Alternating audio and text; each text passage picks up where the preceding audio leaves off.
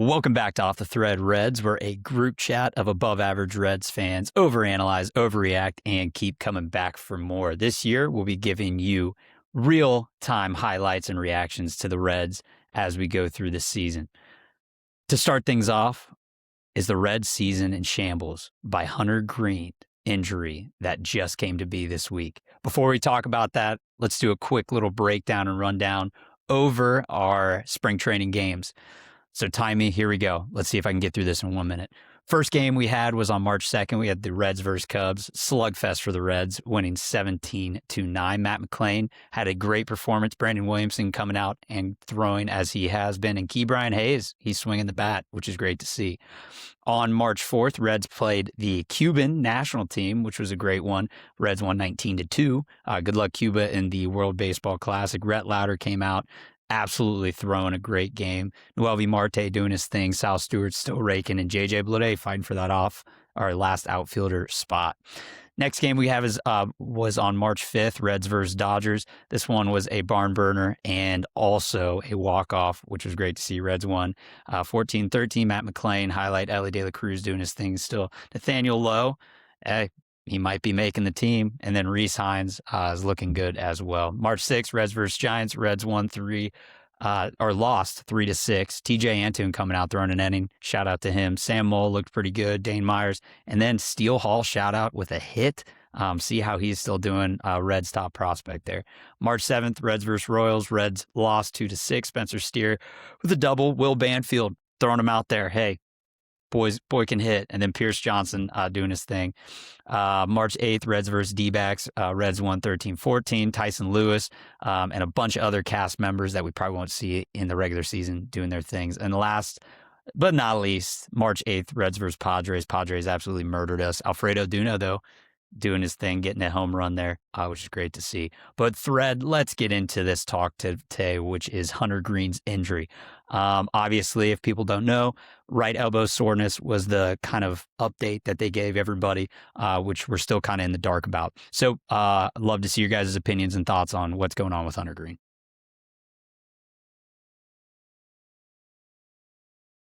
John. Yeah, John's mic doesn't appear to be working right now. And, I mean, I would say it's still a waiting game. We don't really have the results and know the severity and how much time he's going to miss. But not good news. It's probably about the last thing we all wanted to hear at this training. So, yeah, Dr. Kremchek, our happiness is in your hands. Yeah, no mic issues, just technology issues as I can't turn a mic off or on this end. Have a cough still, trying to avoid coughing into the mic. But yeah, I don't think anybody's going to have anything positive to say here. Right elbow soreness, it dates all the way back to last year before the playoff push. With everything and all the injuries we see consistently to Reds players and the talk around the medical staff that we consistently hear, it's something that needs to be brought up of like, when is a player due to be shut down? We see Ellie last year performing on a torn quad for the majority of the year. Spencer Steer is off and on injuries the entire season 2025. CES, is his hand broken or not? Like, when do we shut a player down? When do we not? Hearing that your ace was trying to push through elbow soreness to get into a playoff race last year where, if we're being honest, it didn't look like we were contenders anyways, is one of those things that you just kind of turn your head at, what are we doing?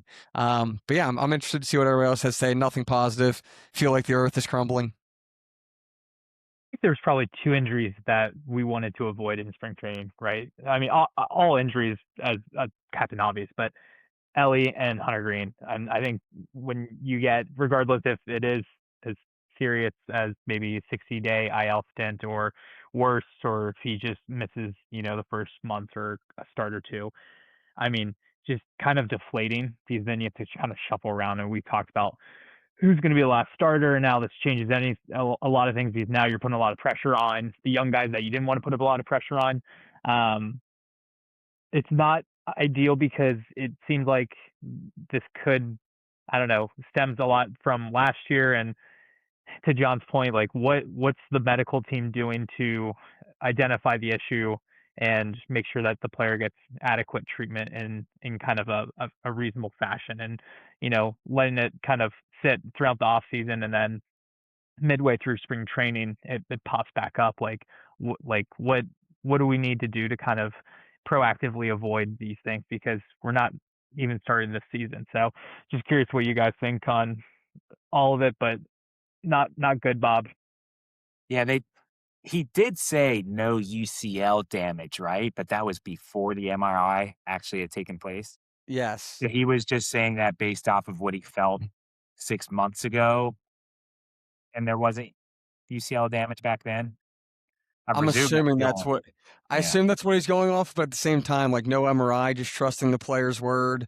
When last year it was something where he was like, I'm gonna be back in X amount of days, and that timeline was completely skewed and pushed back. I think it's not only a medical staff injury, but it's also a HG at this point. You kind of have to be looking at as somebody that if your best availability is being available, he's not available all the time. He's definitely got more injuries than not. Yeah, like there's two things I feel like Hunter Greene should have probably done.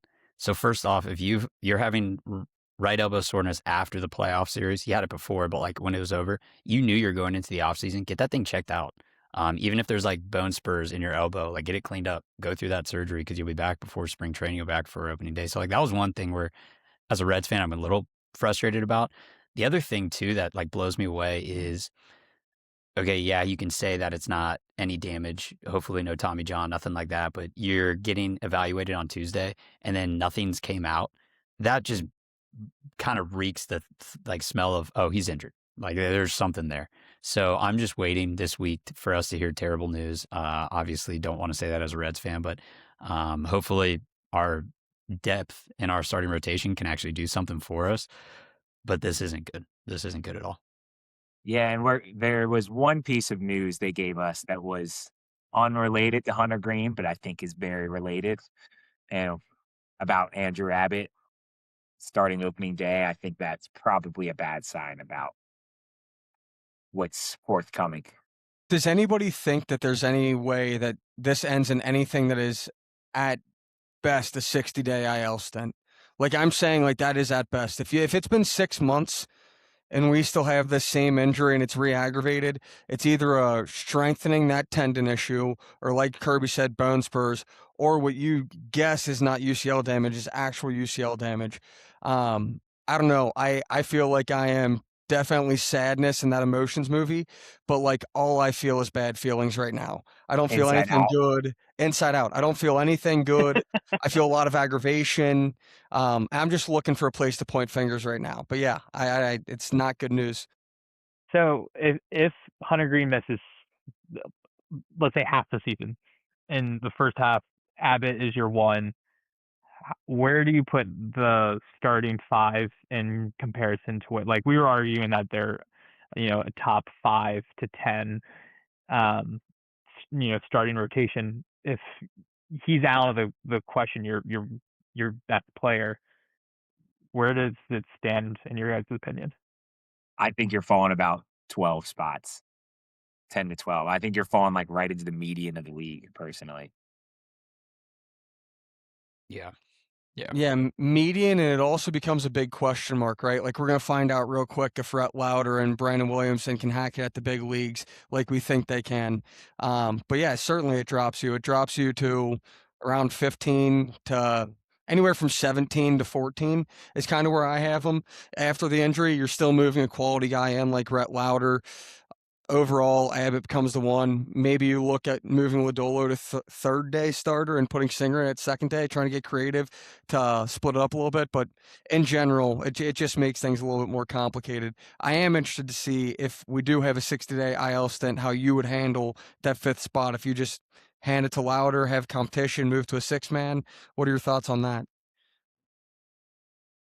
Yeah, well, so I like to use fan graphs for some of these preseason projections because they're, I don't know, just all data, but they still have Hunter Green at 147 innings, so they only bit off like 50 from him projected, and that dropped the Reds to number 8 in their rotation. They were at 5.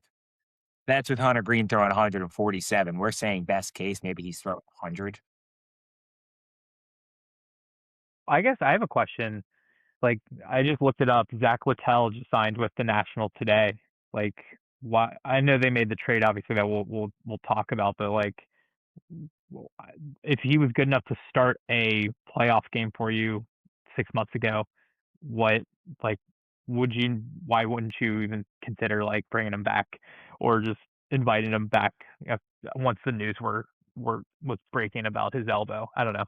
Just curious to see if they've done enough after the fact that once it's made public knowledge, other than just relying on the young guys to step up. I mean, I'm Yeah, I think afraid it's that they kind of just like don't know right now. There still are some available free agents. Lucas Giolito is probably the most notable. Also, a guy with a lot of injury history, but he was healthy for most of last year. Then you have Frankie Montas and Alex Cobb. Then it kind of falls off to like the Wade Miley's, Nestor Cortez's of the world, where I don't know if they're. I'd kind of rather see Lauder and Burns both in the rotation than adding them. Yeah, I think like the Reds organization, like I don't want to say prepped for the worst, but I think definitely they had the idea that one of their guys were going to get hurt. And obviously it happening this early is not great.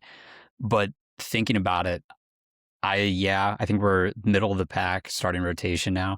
But the move we made, which we'll kind of talk about, kind of I think solidifies the Reds' idea of we're done with starting pitching. We're going to just use what we have, go with a strong bullpen, and see if that kind of gets us there. Hopefully, Hunter Greene's able to come back in the second half of the year. But I definitely think best case scenario, Hunter Greene 60-day IL comes back after the All-Star break.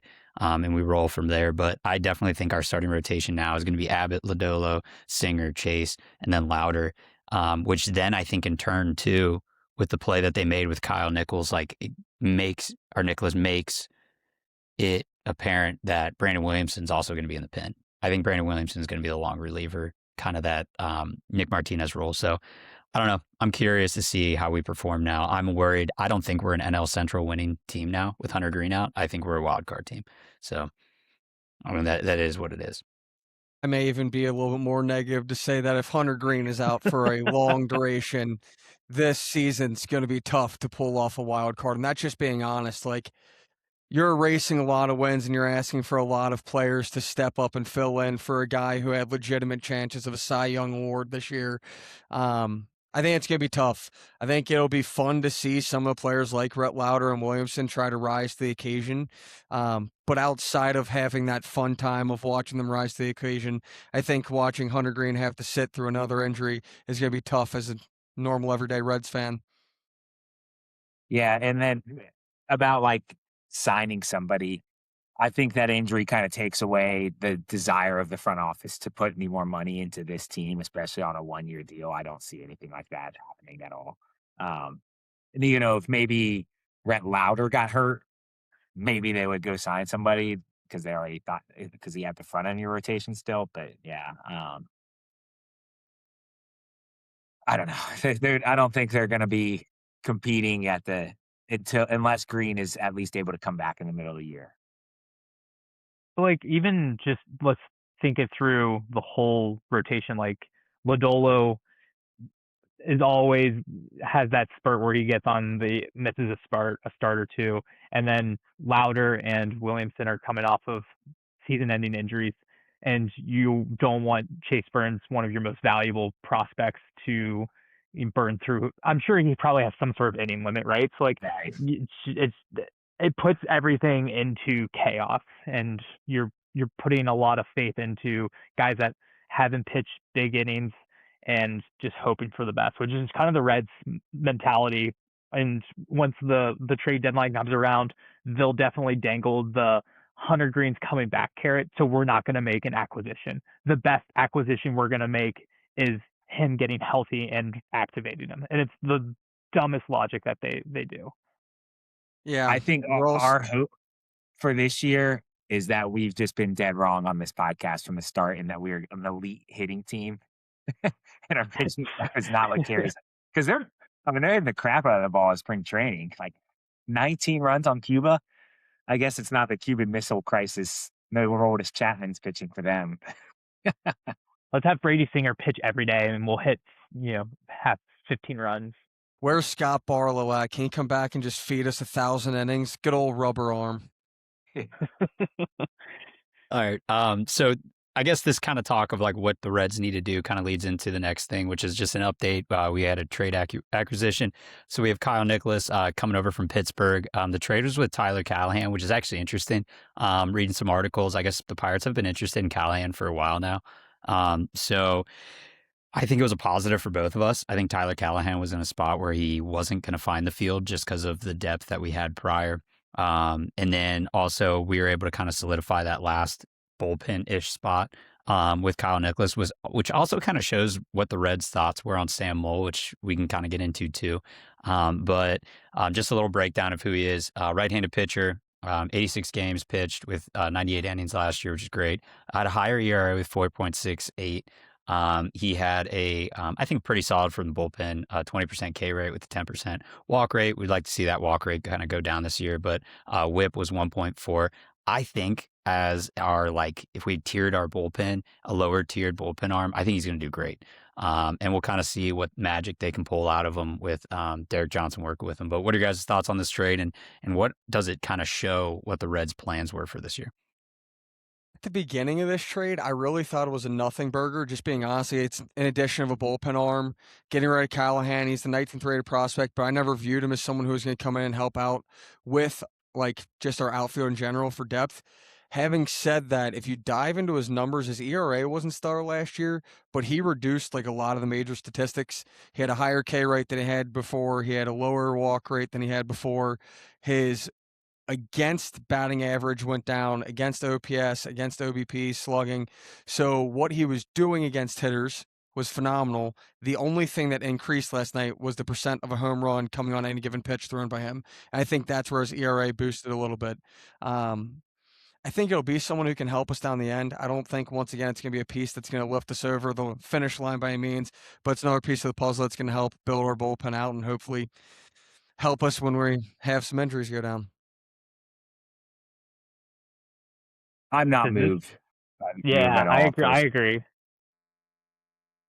Not really much more to say, but yeah, I don't know. Nicholas is mostly been a minor leaguer in the past. He has thrown in some major games, but he's been spending at least half his time in the minors. 27 years old. You know, which pitchers sometimes do hit their prime in the young 30s, but I don't know. It's nowhere near a replacement. It's hard to swallow. Like, you lose your best player, arguably, and then they make a marginal like trade to kind of help the team. It just is very Reds like. Does it essentially just free up the bullpen spot and slides Williamson into the starting five? Is that essentially like what the plan would be? I think specifically what the Reds are going to do now is, I think Burns, Louder will make the rotation. I think Brandon Williamson now is going to be that last person in the bullpen. And I don't know. Obviously, a guy like Nicholas has options, so they're able to kind of move him around depending on injury with the bullpen, which is a plus. But I think what this does is kind of show, like the Reds, like what Joey was saying earlier, they're not going to make any starting pitching. They're not going to do anything, and they're going to treat Hunter Greene almost as like or Mark, you said this, almost as like a pickup halfway through the year if he does get healthy. But again, I'm with you guys. I don't think this moves a needle for anything for the Reds team, which is a bummer going forward because, man, we had a lot of positives going about this pitching staff, and now it's kind of going downhill. I do want to shout out Tyler Callahan, though, for that play he made last year that they somehow didn't call a catch. Wasn't that an inside the park home run on the one that he broke his arm? And broke out the grip for a little bit, for like a second while he's laying on the ground, and then takes the glove off, and they call it not a catch. Wasn't it Matt Olson who hit the ball? Because I think it was the saddest inside the park home run trot of all time. Like, wasn't running fast, was consistently checking on Callahan, but just ran the bases. It's like no one's gonna get there in time. Yeah. All right. Well, hey, shout out Tyler Callahan. We'll miss you. Good luck in Pittsburgh. Hopefully we beat you a bunch of times moving forward. But all right, let's get into our next kind of highlight for this episode, which is Andrew Abbott gets the nod for opening day starter this year. Obviously, all of us will probably agree Andrew Abbott deserves something like this, especially if he's the next guy in line. But what are you guys' thoughts on Andrew Abbott opening us up this year? And also, I think he's got a good shot of making a really good start against the guys that he'll be facing. So, what are your guys' thoughts on everything? Yeah, I mean, going with a lefty seems like the obvious choice facing Boston's lineup after Hunter Greene's out. Um, yeah, and I think Abbott earned it. All-star season last year. Um, he deserved the respect of the clubhouse to get that opening day nod. I like Abbott. I think we've seen his ceiling. I don't see him having a better year than he did last year at all, but he pitched well enough that he should be getting the opening day start. Wonder if it was an easy decision or if they considered Lodolo like heavily. That's a good question. Honestly, I didn't see ever Lodolo as a guy for an opening day start like I did Abbott. And Abbott's first starts of the year, 3 of them, he's also given up under 2 runs in 6 innings pitched in each one of the games. Like, he shows up in big moments often, so I like that out of him. I believe I've had this take on this podcast, but I also do think Andrew Abbott's one of the biggest regression candidates on the roster, which is a little bit scary. But just in general, I think for opening day, big moment, does well typically towards the end of the year before he sputters out or beginning of the year, he does well, sputters out before the end of the year. So I like him getting the nod. Yeah, I mean, with the injury now, should they throw Williamson in that series and just throw 3 lefties? I mean, I'm all about it. I mean, maybe do a spot start where he only like goes through the lineup once or twice too. Like just use him. Yeah. If he's on the 26-man roster, why not? Because you're right. I mean, I would rather throw lefty every day against that Boston lineup. So I don't know. I'm curious what they're going to do, but they're definitely going to be in agreement. They'll go Abbott, Lodolo, Singer, and then Yeah. Yeah. Burns, Louder, or whatever, vice versa for those 4 or 5. I would like to toss in there the possibility of Singer being the 2, Lodolo being the 3, just off the fact of breaking up and going lefty, righty, lefty, and then going Chase Burns, Rhett Louder to end it out. I've seen it on Fangraphs. I've seen it other places tossed around. I think Abbott and Lodolo is the obvious one, but that's the only other lineup I could see them going with would be something like an Abbott, Singer, Lodolo.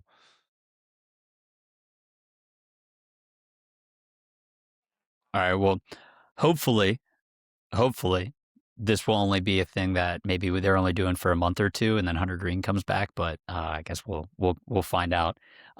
Let's go ahead and get into our thread reaction. Excuse me, our thread reaction. And we'll start off with a little West Side rant. Curious how this one's going to go, John. But go ahead and take us away with what the West Side's thinking about everything. Yeah, the West Side's going to keep it on brand with the podcast here. And let's just bring up Red's medical staff front and center. I think it's been a rant and a talking point now for multiple years, going over kind of like we had spoken about earlier. CES takes one off the hand. He's out for a couple of days, comes back, plays a couple of games. Next thing you know, he has a broken hand. He's out for months. Hunter Greene timeline last year, Spencer Steer injury last year. Ellie, your best player, is playing with a partially torn quad, an injury that if that thing fully tears, you're talking about danger zone.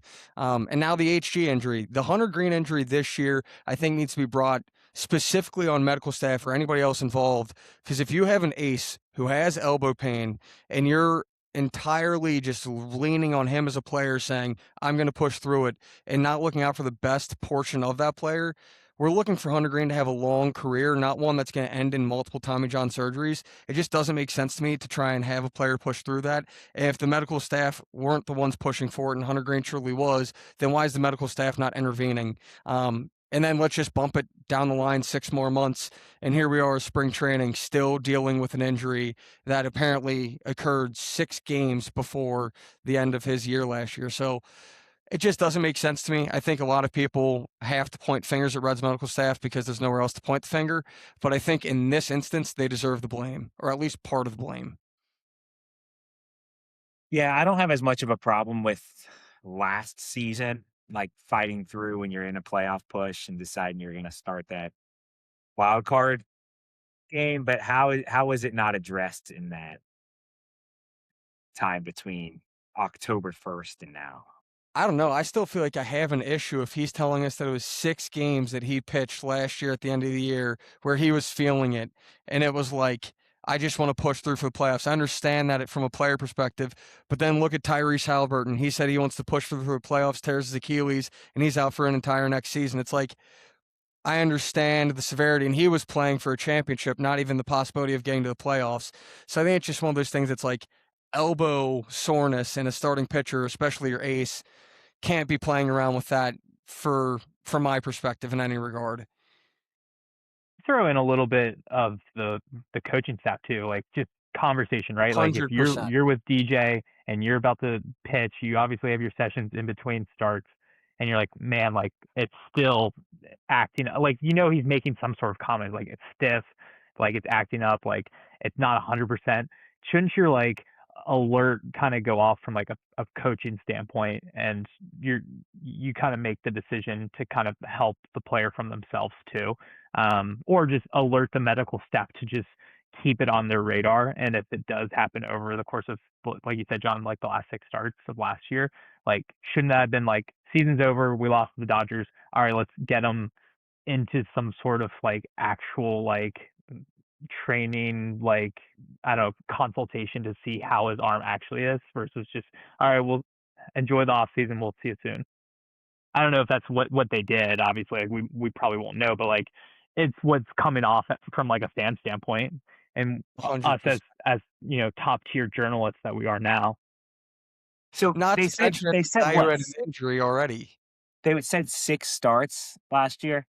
His last 6 starts, he felt elbow It discomfort. could not have been that. He threw a 9-inning complete game shutout his second to last start.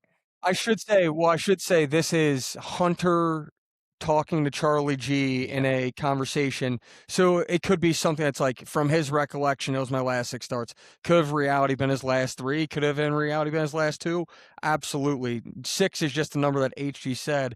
Either way, a guy who missed a ton of significant time last year to a right groin injury, then pops up with an elbow injury in a race that that once you get to the playoffs, even you probably aren't winning the whole thing. You're risking a guy's entire career for that. That just, to me, doesn't make a ton of sense. I just don't understand. Like, if you have this soreness, right, and it's been going on for 6 starts, so a month, right? So, like, what's the hesitation of just getting an MRI at the end of the year, anyways? Like, what harm would have that Free done? MRI. Yeah, free MRI. But like at the same time, it's like, keep it under wraps. Just do it as a precautionary thing. See what his elbow's like, right? Like, it was that easy. So I just don't. I don't get it. I don't. He's And your if best they did do that and they saw player. nothing, like, I guess, where do you go from there? Maybe you're definitely throwing some in the off season, so you're going to have a somewhat feeling of how you're feeling in that time frame. It Mhm. doesn't feel like something that just is sporadically popping up and coming off his radar. And I feel like we have a big enough sample size seeing how other injuries have been dealt with and how, from the perception of a fan, how we feel about the medical staff as a whole. So I feel like this was just an easy one to pick off that Hunter Greene talks about in an interview that it's been going on for now over 6 months. And it's just like, what are we doing that this wasn't even slightly addressed? I'm just having a hard time wrapping my head around the timeline of this, because he came back on August 13th and only made 8 starts after his injury. So basically, he wasn't healthy that entire time. Like his groin was acting up. He came back. He started pitching, and then his elbow started. Well, that's Right, probably like, tied together. If his groin was not Right. fully healed, then he's putting more pressure on his elbow. Right. Definitely. Do you think, like, there was some smoke this past offseason, like the whole, like, should we trade Hunter Greene? Do you think, like, if he, say it's half a season, he comes back, pitches the second half, back to, like, elite Hunter Greene, do you think they just ship him off after this year and I don't know, just put an end to this? Will he be healthy his whole career here, even though he has a great contract? Yeah, I'm gonna say no because of the contract. I think Yeah. you won't be able to get any value that is equal to his contract and his performance when he's healthy, right? Like, I just think, yeah, I don't want to say we're stuck with Hunter Greene. We have Hunter Greene for the next foreseeable future. It's just like, man, dude, make 30 starts, do something. We got to figure out a maintenance plan for him. Yeah. I was going to say, not even 30 starts. Give us even 20 to 25 consistently. Like, I think last year he was under 20. 19. If I remember correctly, 19. What was he the year before that? Did he have over 20 starts? He had 24, 22, 26. Even those years where he gave us 26 and 24 was like you saw more of it. Last year, it just felt like when we saw Hunter Greene, he was excellent. But when were you going to see him? You just never knew. I just don't want that to be the story of his career, which is quickly becoming that story. Back to your point, John, with the medical staff, it was a little weird too last year with his groin injury. Like they made it seem like it was a very quick injury, and then it was like people were putting all this pressure on him and calling him out for not like wanting to be a part of the team and playing hard, which is unfair for him. Just I don't know whether it's just communication of just correctly identifying the issues and letting everyone know like this is what's going on. Something is kind of fishy from like just to your point like regarding the medical training staff or whatever is going on with just communication. And not a single one of us, by the way, I think are sitting here and are like upset at Hunter Greene for being injured. Injuries happen. Like that sucks, man. He's probably more pissed than any of us are going to be. But I just need better process, or I don't even know if it's that or transparency or what's going on. I can't just have one interview with Charlie G saying this has been going on for 6 months, and then it just pops up again spring training, and that's the first time I'm hearing about it. Well, I was going to say we could probably talk to her till we are purple in the face, but I mean, until then, we can just hope for the best. Hopefully, we get good news this week saying that he's all right. He'll be back. But if not, we'll see what the young guys can do. I mean, let's see what Burns, Louder, Williamson, and the rest of them are able to pull off. All right, let's get into Mark's metrics here. We got a couple of them, and shout out Miami of Ohio going into this. Curb. Obviously, this is brought to you our official unpaid sponsorship by Masali Law. When life throws you a curveball, make sure you head up to Blue Ash to make sure the legal team's there to help you out. Just got breaking news that he's offering 30% off of estate plan. So if you are in the market, John Capinary, you go and you talk to the team up in Blue Ash. Looking at today for Mark's metrics, this one's kind of sad because this is a direct correlation of the last few minutes. We are looking at Chase Burns' total strikeouts for the upcoming season, plus 350 odds for 180 strikeouts. If he's given the opportunity to start, which we were wondering if he would, and it sounds like they're in a position unless he completely kind of, burns out quicker, just doesn't have a great, first few starts where they put him in the bullpen or send him back down to AAA. I kind of think he's going to be in a position to do really well and eat up some of those strikeouts. So I want to see what your guys' thoughts on that one first before we move to the parlay. I think the odds are fair. John, you're muted. Cussing on this stream. 180 feels high, but at the same time, plus 354 when HG just went down feels a little bit better. But my first gut reaction is long shot for a reason, or semi long shot for a reason. Yeah, I'm hesitant on this one because if he's going 180 strikeouts, he's got to throw 150 innings, right? Like, Yeah. would that be like a good correlation? Yeah, good rough math. Yeah, like I don't know. I don't know. I don't know. I also think it's an interesting one. Bet what you're able to bet. We're not condoning any unlogical wagers at this time. I do think the odds are fair. And if he has Yeah, like I mean they're great. They're great odds. If he pitches well, he's gonna hit it. Like just speaking of just like remember that first start where he just felt like he struck out every New York Yankee, and then when he pitched against the Red Sox, he couldn't get an out. Like you're gonna have growing pains with a young pitcher. So, I don't know, just food for thought. And then parlay, since college basketball is at its peak right now, college tournament week, which arguably Joey can back me up here, is just as much fun as the opening weekend of March Madness. Sad that our UC Bearcats aren't in that bye range for the Big 12 tournament. They have to they pretty much have to win the Big 12 tournament. But this one just kind of sticking to some heavy tournament favorites. Duke, Miami of Ohio, and Florida to win their conference tournament. Parlay those three bad boys together plus 500. Duke and Florida are just a winning machine, and then Miami of Ohio, just in terms of just making history, they want to go out and exceed expectations. So, Joey, thoughts? I like it. I mean, Duke and Florida I watched some of their games yesterday. They both looked pretty unbeatable at the moment, and Miami's unbeaten. They definitely don't look unbeatable. They are unbeaten. I think Akron's probably their biggest competitor from the. Yeah. I'm not a MAC college basketball expert, but just in Yeah, terms of they just seem kind of like a team of destiny in terms of action. yeah, I and if don't in think they're going to be a Cleveland, team of destiny a week and a half from now, but yeah, I will say if it's like a Miami of Ohio Akron final up in would they play at the Cap Stadium, I think, would be an awesome like conference final, which yeah. you don't usually get from the MAC. So, um, college Duke and basketball will Duke and Florida have looked dominant from the games I've seen, the big games I have tuned into. My question for the basketball heads on the podcast here: Miami of Ohio, 31-0, great celebration, just beat OU in a classic in OT. Say they go to the tournament and do not win it all. There's been good discourse around, do you let two MAC teams in now that they've had a perfect season? Is that an obvious answer, or do they not make it? think you at worst you send them to Dayton in the first Okay. four. yeah, I think And all because they also have high rate of injuries right now as well, right? Like a lot of their players or some of their players that were good are injured at Miami of Ohio.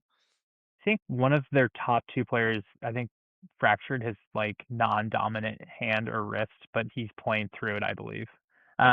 Also, once again, this could just be me lying, so not a Miami of Ohio expert, but um, I would assume also with the amount of bubble teams that lost this past week, that the argument for a lot of these teams over a 31-1 Miami of Ohio is pretty just it's. I don't It's think you tough. can make the case. Yeah. No, I think Miami should be in. Travis Steele's first trip to the tournament upcoming. Yeah, and if they lose like maybe the opening round of the MAC pretty bad to like Yeah, if they lose by Akron or like whoever, 15 or Toledo or 20, whoever, then definitely send them to yeah, Dayton. you can. But yeah, Yeah. yeah. I'm cheering Well, for them right now. Yeah. I was gonna say I love the I like that parlay. That's actually really good. The odds are good. The Chase Burns though, I'm still thinking about it. 180 strikeouts. It makes sense, but I don't know why it just doesn't make sense at the same time. But all right, Mark, thanks for Mark's Metrics, brought to you by Masali Law, our non-paid sponsor. Now, let's get into Around the League with Joey. We're still in the ranking seasons of best players, so go ahead and take it away. Yeah, we're going around the diamond, starting at first base and doing second baseman today as well. Um, so at first base, I'm starting with Vladdy Guerrero, Vlad Jr. I think last year in the postseason, he proved himself that he is just the top of the class at first base right now. I got Nick Kurtz number 2 though, um, and he's only in his second year in the league, so he's making a pretty good case to be the best power bat on that side of the field. Bryce Harper, we got a number 3. Pete Alonso, Baltimore, number 4. He was a longtime Met. He's got some epic moments as well. A little bit of strikeout trouble with him, but I don't know. Just the amount of firepower he brings to a lineup puts him in my top 5. Freddie Freeman at number 5. He's getting up there in age, but he's still just he's a professional hitter, and he just gets on base, finds ways to bat like 290, 300 every single year. Matt Olson, number 6 on Atlanta. He kind of had an off season, I feel like, and maybe it was 2 years ago where he had a pretty off down season, but he's still just elite at the position. I think first base is kind of hard to leave people out of only 30 in the league. It was tough to get down to 10. I got Rafael Devers at 7, his first full year playing first base. I don't think that ballpark really helps him. It's hard to hit in San Fran, but I also just think the amount of power he brings um, makes him elite in this class. And then Vinny Pascantino, I got number 8. I think he's pretty underrated. Kansas City first baseman. I got Josh Naylor, number 9 of Seattle. And I'm rounding out the list with Jonathan Aranda of Tampa Bay, who I think last year was his first full MLB season, was an all-star season for him. Yeah, what are you guys' thoughts? Who do you think was left off the list, and who did I overrank? say. I was going to say, I'm a fan of the list. I think there's a couple guys that could be moved around a little bit, like Freddie Freeman. I mean, I think you would take Freddie Freeman over Pete Alonso and Bryce Harper and Nick Kurtz. I don't know. That's my thought. He's just an overall, like, really, really good hitter. Nick Kurtz being second is wild, but at the same time, I love it. Because at the end of the season, like, if you look at first baseman stats, I guarantee you Nick Kurtz is going to be in the top three, right? For what you're looking for in a first baseman. So I don't know. I do like the top 10. I'm just curious how these guys end up panning out this year. But yeah, no, I like it. Is Vladdy, would he be all of your number one still? I'd pick him number one, yeah. Yeah. I'd pick him number one. I would agree. Nick Kurtz, I will not take any Nick Kurtz slander because he had a 1.002 OPS last year. He had a 5.4 WAR in 100. He was brought up mid-year, played 117 games, and had a 5.4 WAR. One of the best rookie seasons ever in the league. Yeah, it's hard to move him from 2, especially if we're just going off that season or last season in general. It's similarly, like if you're going off last season, you could bump Vinny up there because he was cranking the ball 32 homers. If it's going off last season, Ben Rice might make the list, as we had talked about before hopping on. Just in general, if you're going off that, he had one of the hotter bats last year. But if you're talking overall product and what we've seen, I agree Freddie Freeman needs to be bumped up a little bit. That guy is like still walking on water for how old he is and how well he's been playing and the longevity of it all. One name that I'm so happy to see make the list because he's just a psycho is Josh Naylor. I love that he's just really good at baseball still. Mashes baseball, is always as emphatic about it. I think the first base list is good. The second base list, I'm already peeking at. I won't give any spoilers, but I think we might have some names that we need to be bringing up about being in the top 10 here. I mean, I would say Freddie Freeman, if I'm ranking based on careers, no doubt who I would put at number one. Sure. But I'm thinking going forward, I just think he's starting to lose a little bit of pop in his bat. I mean, he's still at 24 homers, but he used to be in the upper 30s in some years. Yeah, I mean, his OPS now seems to be sitting in the mid 800s, down from when it was in the 900s or 1000s every year. But all right, back to Freddie. Hot take. Do you think Sal Stewart will be a top 10 first baseman by the end of the year? I hope so. Hot take. Yeah, I'll take him. If we're doing hot takes, absolutely. I'll stick my toe in that scorching water all day. All right. I'll move on to second base. Keep us rolling. Number one, Ketel Marte. I don't think that can be argued right now. He's the best at the position. Nico Horner of the Cubs is who I have number two. Started at shortstop, moved to second base when Swanson got there. He's one of the best fielders at the position and also great at getting on base. Maybe lacks a little power. Jazz Chisholm, kind of the opposite. Lots of power, lots of swing and miss, but definitely got the most pop, I think, at this position, except in the home run derby. He couldn't get a ball out in the home run derby. I got Michael Garcia at number 4 of Kansas City. He does play a little bit of third as well, but I'm going with him at second base on this list. Bryce Terang of Milwaukee, number 5. Jose Altuve, number 6. Again, kind of if you're basing off a career, he'd be much, much higher, but he's just starting to hit that downslope of his trajectory, I believe. Ozzie Albies, number 7. I feel like every year he really either finishes like top 3 or outside the top 15. You don't know which one you're going to get, so I'm putting the average there. Going with him at 7. I got Brendan Donovan, number 8, traded to Seattle this year. Marcus Semien, number 9 of the Mets. Another guy who he could prove me wrong, and he could prove that he should be much, much higher on this list. But I don't know. I feel like he's also been pretty injury prone and wasn't that big of a name last year. And then Luis Arias is what I have at number 10. He is so hard to rank because he is the best contact hitter and gets on base like nobody else, but he just doesn't have any power. So, yeah, put him at number 10. All right, so NL Central bias coming out right now. So Ketel Marte for sure is the best second baseman in the league, like no doubt. So Brandon Donovan, who used to be on Seattle, Bryce Terang, and Nico Horner. I think are all top 5 second basemen. I like Nico Horner's glove, what he brings to the field. Bryce Terang is the best fielding second baseman, I think, in the league. Who just I hate watching him play baseball because he kills us. And then Brandon Donovan, I think, is one of the best hitting second basemen in the league. I don't know. Those are my thoughts, but I agree with the top 10. Luis Ariz is always a really hard one to rank, but yeah, I think Brandon Donovan, Bryce Terang, Nico Horner, I think are for sure top 5. I don't know. What are your guys' thoughts? I'm interested.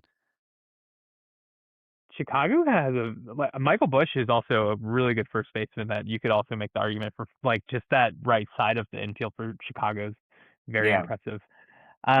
Seeing the list, like, if Matt McLain is 2023 Matt McLain, you can make a case that he could, sneak onto this list, in my opinion. Some of the guys have just done it forever too. Like, I mean, Jose Altuve, he's in his mid-30s. Yeah, Like, same with Simeon. yeah, like, just guys that have just done such a great job. I liked the very brief period where we were like the Reds were interested in Kettle Marte, right? Like in a trade, like in the trade rumors. But no, I agree with this list. Kansas City just has a great infield, just excluding Bobby Witt. Just looking at just these two lists too. Yeah. I could toss 2 names that I think, like, it's tough to say left off the list because those are very good names. I will say Miguel Garcia, I think you have a little bit high at 4. Like, I think he's excellent, but I think that's maybe, like, still on the list, maybe a little bit high. Marcus Semien, I think, could be rotated on or off the list. The 2 names that I'm looking at, Brandon Lowe, if we're going off last year, he had an unbelievable season. The year before that, unbelievable season, 25 homers plus past 2 years.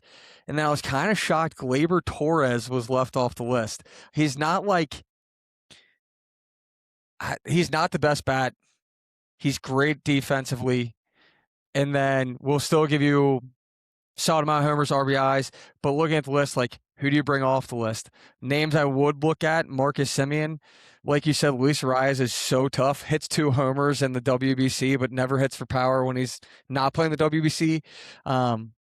Overall, good list. I would move Miguel down. I would maybe bump Marcus off. And if I had to pick between Gleyber Torres and who else say Brandon Lowe, I'm going to take Brandon Lowe to bump into the top 10. Yeah, well, Garcia did finish like 13th in MVP voting and got the Gold Glove. Yeah, no doubt. I think 4 just I look at the name. I should say I'm looking heavily on name bias. I see the names beneath. I'm like, 4, how's this guy this high up? He's excellent. I like Bryce Terang just as well, if not better. I like other names beneath it. Jose Altuve, I still probably like better. To be honest, I think Jose is the guy I have overranked on here. He had a pretty bad season last year, and I think he might just Father Time's getting to him a little bit. Yeah. It's the trash cans. Yeah. There's no more trash cans. But he might benefit from ABS. He's probably got a pretty small fitting zone. Yeah. Back to the first base list, I noticed Nathaniel Lowe's excluded. Joey, is he like 10B or 11? Where does he stand? I think I got him at 31. Okay, we're first man off the bench. The best clubhouse with baseman. Well, Joey, thanks for putting that list together again. This is all Joey's thoughts and opinions that he puts together before episodes. So if you ever have problems with it, make sure you guys direct your messages towards Joey. But again, love the list. These are fun. Keep it going. I guess we'll have third and short next episode. Yeah. All right, awesome. All right, let's get into our fan thread question of the week. This one comes from a buddy of ours at Jerry from Pleasant Ridge. If you guys ever run into Jerry from Pleasant Ridge, tell him we say hey. But his question today is, what makes the average fan like me have complete belief in the Reds? What else can they do besides bobblehead days and dollar hot dogs to get me coming to games this year? This is a fantastic question from Jerry, who from this question we can kind of see is a little pessimistic when it comes to the Reds. So we'll kind of dive into this. What are your guys' thoughts on this question? Free MRIs for our pitchers. I was going to say turn off notifications for the Reds on your phone and just believe Hunter Greene's still healthy. I think they do a great job of thinking through their budgetary restrictions, such as you can bring in outside food, you can. I, I feel like they do a lot of the mystery bags. They do a lot of fan engagement.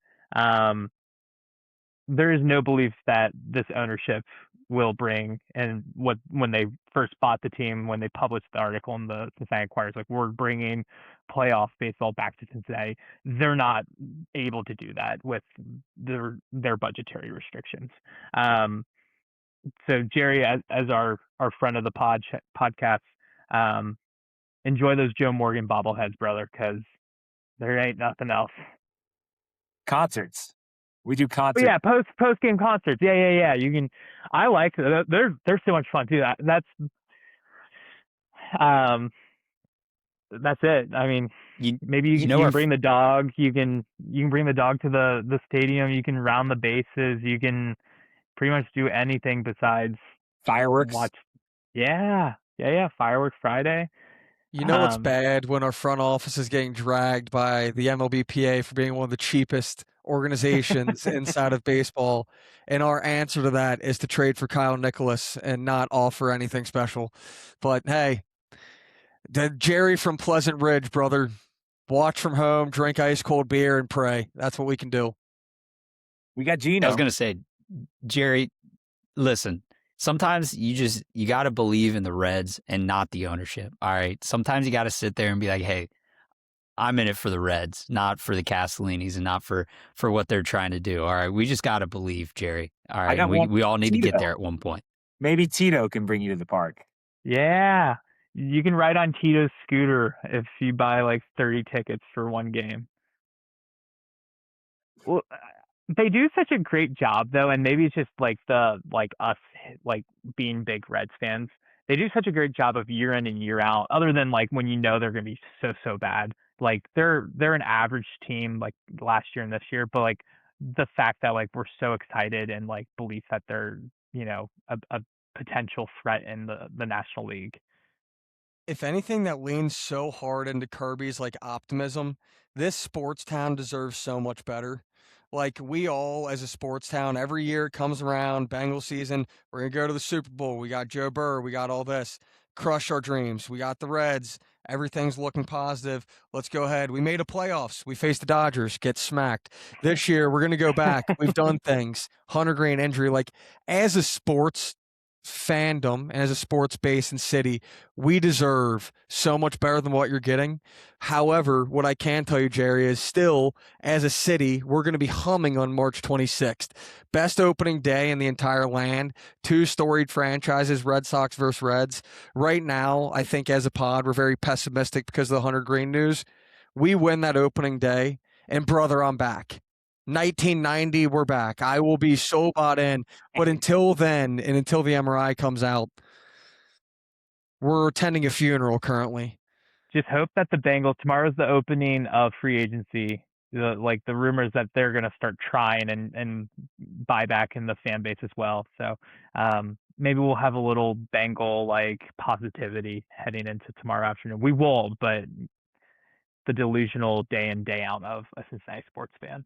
Yeah, I mean, the Reds do a good job at having like other stuff besides baseball bringing you to the park. That's probably the things they do best. But what it doesn't do is we don't get like great weeknight atmospheres, even in like August. If you're in a playoff push, I feel like we could get a little bit better turnout to the park then. Weekends, though, it's like a whole different ballpark. Okay, that's probably the one gripe I would have with like our baseball fandom, because like Bengals, we show up every single time. It feels like for Bearcats and Muskies and FC Cincy, people are showing up all the time, and for some reason, like Reds during the week, we got to give beers for $3, and we still are only filling the park 50%. I guess my like last thing about the ownership is like last year when they were like very competitive at the deadline, like their big moves were like Zach Littell and like Ke'Bryan Hayes. Ke'Bryan Hayes, and Miguel Andujar. like just very like marginal like moves where like they just it's hard like as a fan to be we put our heart and soul into like being Reds fans, but like at times we don't feel like the Castellinis do the same as ownerships. You know what I would say would be something good to add? More scoreboard stumpers in the game. Like every 3 innings, give us a scoreboard stump. More Redzilla. We need more Redzilla. Let Redzilla throw balls in the infield still. Ever since they put up those nets, Redzilla's washed. He's cooked. They need a bigger cannon. That's what it is. They really get over it. They get over it. Yeah. All More right, PFA. Jerry. Well, hey, keep these questions coming because we need someone to keep us grounded because I think we're all too optimistic when it comes to the Reds and we need a little more of that that juice that you got going. But again, Jerry from Pleasant Ridge, we appreciate the question today. Now, going into that scoreboard stumper, Joey, the scoreboard stumper for this episode is which Red was the last left fielder to hit a home run in a playoff game? Again, which Red was the last left fielder to hit a home run in a playoff game? Again, like always, make sure you guys submit those through the link that's in the description of this video. Now, the last thing we got is our Reds flashback, which is more of a recent one. It is Joey Votto's 7 consecutive games with a home run. This one was a lot of fun because Father Time was getting to Votto, and he kind of proved that he was the player that he is, and I think personally a future Hall of Famer. And he was kind of able to show off what he still had left in the tank. But what are your guys' thoughts on this one? Honestly, well, a very fun time as a Reds fan. Had to go back and rewatch some of them because I was trying to remember the stretch. One of the funnier things to talk about before I let you dive into how you were feeling in the moment, Joey Votto going for an 8th homer at Citi Field, New York, hits the ball deep off the bat, right field, hits off the base of the wall, okay? Gets to second base. Who does the camera cut to on the bench? We can go around the room. I can just tell you, Shogo Akiyama, and that made me smile. All I was going to say is Votto still bangs. Yeah, Hell yeah. he's our goat. During that 7 home run stretch, didn't he have multiple games where he had like 2 or more homers? Or am I making that portion up? Like it wasn't just 7 homers in 7 games. I think he had 2 games where he had multiple homers. Was it in Chicago that he hit 2? Trying to remember specifically where it was, but I can't for the life of me. I don't know. I just remember that he like completely changed his swing. Like everything about Votto was out the window during that like 7-game home run streak. Like he just like big leg kick, dropping his backside. Like it was the funniest thing to watch. It's like, that's not Joey Votto. I don't know who that is. 2 strikes. He's not choking up anymore. He's still trying to launch the ball. Yep. It'll be exciting to see. 3 was awesome too. Like when the young guy, when he came back and joined Ellie and McLean, and he was like hitting walk-offs and stuff. Like that was peak Reds of the last 5 years, I think. Yeah. Game that he had versus the Braves in 2023 when Ellie hit for the cycle, but he also launched a home run. There were multiple moments in that game that was like absurd loud inside of the arena or inside of the stadium. Loudest I've heard in a long time. Mm-hmm. Scoreboard stumper real quick, Kirby. Can we get who we think is going to be the next left fielder to hit a home run in the postseason game, given the controversy of where the outfield stands? Can we add like what was Pat's and what's the future? We'll look into the prediction. Let's do it. Spencer Steer. That's got to be it. JJ Bleday. Yeah. Beeman Willie B, John. You don't even have to come off mute. I got you. It's actually going to say it's going to be a funny day where TJ Friedel plays left field somehow. Yeah. We have like Dane Myers in center. Right field, we have Marte. Somehow Friedel's just over there. Bang, he hits one. All right. Well, love the flashback. Good thinking of good old Joey Votto, and Votto still bangs there. But that's been Off the Thread Reds. Thanks for joining us, and be on the lookout for our next episode that drops Thursday morning at 7 a.m. You can always find us on YouTube, Spotify, and Apple Podcasts. And don't forget to check out our social media at OT Thread Reds. And like always, go Reds.